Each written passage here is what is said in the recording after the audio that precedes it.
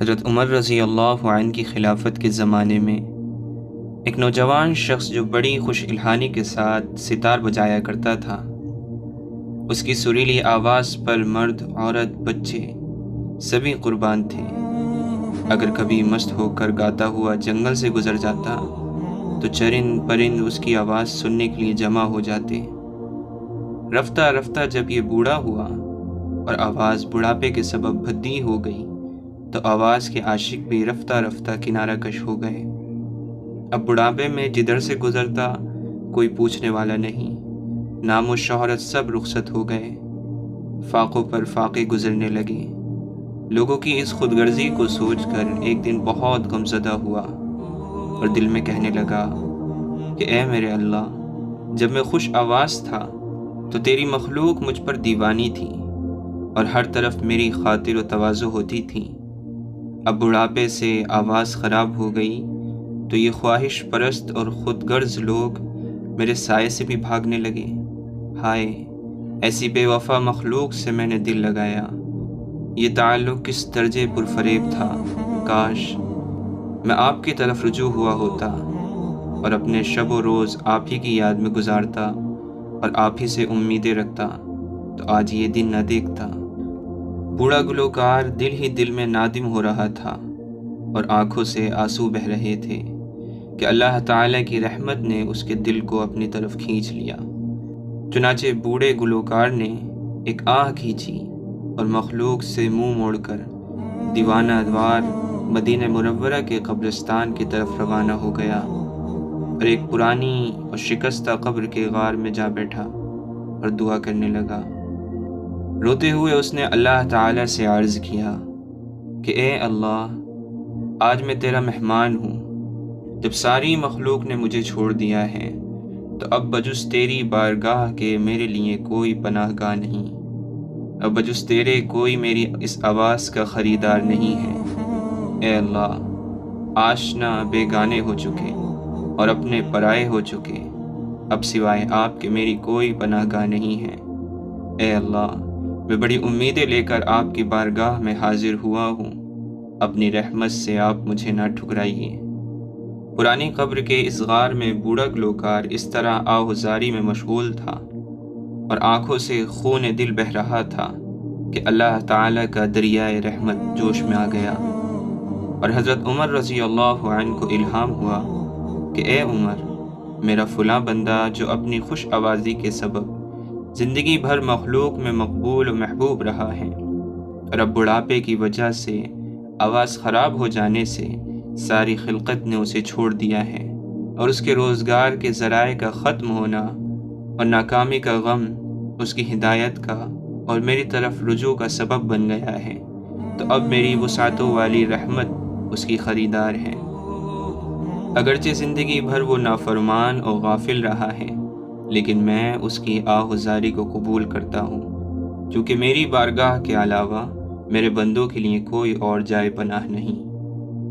بس اے عمر، آپ بیت المال سے کچھ رقم لے کر اس قبرستان میں جائیے اور میرے بندے عاجز و بے قرار کو میرا سلام پیش کیجیے، پھر یہ رقم پیش کر کے کہہ دیجیے کہ آج سے حق تعالیٰ نے تجھے اپنا مقرب بنا لیا ہے اور اپنے فضل کو تیرے لیے خاص کر دیا ہے، اب تجھے غمزدہ ہونے کی ضرورت نہیں اور نہ ہی مخلوق کے سامنے ہاتھ پھیلانے کی ضرورت ہے۔ اے عمر، میرے اس بندے سے کہہ دو کہ حق تعالیٰ نے ہمیشہ کے لیے غیب سے تیری روزی کا انتظام کر دیا ہے۔ حضرت عمر رضی اللہ عنہ نے جس وقت غیب سے یہ آواز سنی تو بے چین ہو گئے، فوراً اٹھے اور بیت المال سے کچھ رقم لے کر قبرستان کی طرف چل دیے۔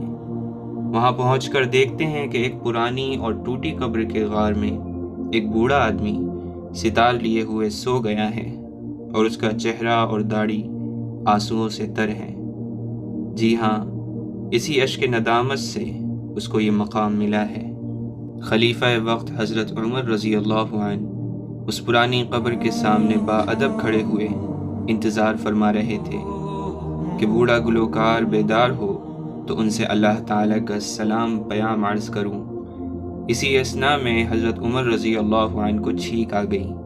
جس سے اس کی آنکھ کھل گئی خلیفۃ المسلمین کو دیکھ کر مارے خوف کہ وہ کانپنے لگا کہ اس ستار کی وجہ سے نہ جانے آج مجھ پر کتنے درے پڑیں گے، کیونکہ عہد خلافت عمر رضی اللہ عنہ میں درہ فاروقی کی بڑی شہرت تھی۔ حضرت عمر رضی اللہ عنہ نے جب دیکھا کہ بوڑھا گلوکار کانپ رہا ہے تو ارشاد فرمایا کہ ڈرو نہیں، میں تمہارے رب کی طرف سے تمہارے لیے بہت بڑی خوشخبری لایا ہوں۔ حضرت عمر رضی اللہ عنہ کی زبان مبارک سے بوڑھے گلوکار کو جب اللہ تعالیٰ کے الطاف و عنایات اور مہربانیوں کا علم ہوا تو اللہ تعالیٰ کی وسیع رحمت کے مشاہدے سے اس پر شکر و ندامت کا حال طاری ہو گیا۔ غلبہ حیرت اور شرمندگی سے کانپنے لگا، اپنے ہاتھ کو ندامت سے چبانے لگا اور اپنے اوپر غصہ ہونے لگا۔ اپنی غفلت اور حق تعالیٰ کی رحمت کا خیال کر کے ایک چیخ ماری اور کہا کہ اے میرے بے مثل آقا، اپنی نالائقی اور غفلت کے باوجود آپ کی رحمت بے مثال کو دیکھ کر میں شرم سے پانی پانی ہو رہا ہوں۔ جب بوڑھا گلوکار خوب رو چکا اور اس کا درد حد سے گزر گیا تو اپنے ستار کو غصے سے زمین پر پٹک کر ریزہ ریزہ کر دیا اور اس کو مخاطب کر کے کہا کہ تو نے ہی مجھے اللہ تعالیٰ کی محبت اور رحمت سے دور رکھا تھا،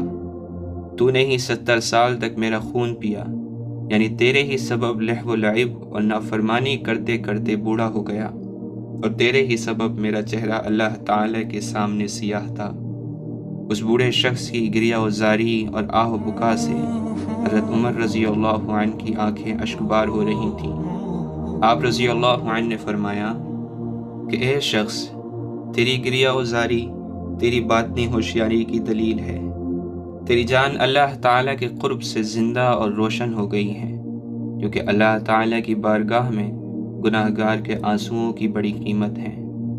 اس واقعے سے معلوم ہوا کہ انسان کو اپنی کسی بدحالی کی وجہ سے نا امید نہ ہونا چاہیے اور ہمیشہ اللہ تعالیٰ کی رحمت سے امیدوار رہنا چاہیے کہ اللہ تعالیٰ کے سوا جتنے تعلقات ہیں سب فانی ہیں اور ان میں کچھ بھی وفاداری کا مادہ نہیں۔ صرف اللہ تعالیٰ ہی کی ذات ایسی کریم اور حی اور قیوم ہے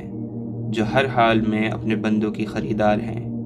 البتہ وہ محبت اور تعلق جو کسی کو کسی سے صرف اللہ ہی کے لیے ہو وہ اللہ تعالیٰ ہی کی محبت میں داخل ہے۔ اور یہ بھی معلوم ہوا کہ عاجزی اور انکساری اور توبہ اور استغفار کی اللہ تعالیٰ کے نزدیک وہ قدر اور قیمت ہے کہ زندگی بھر کی نافرمانیوں کو مٹا کر اللہ تعالیٰ کے انتہائی قریب کر دیتی ہیں۔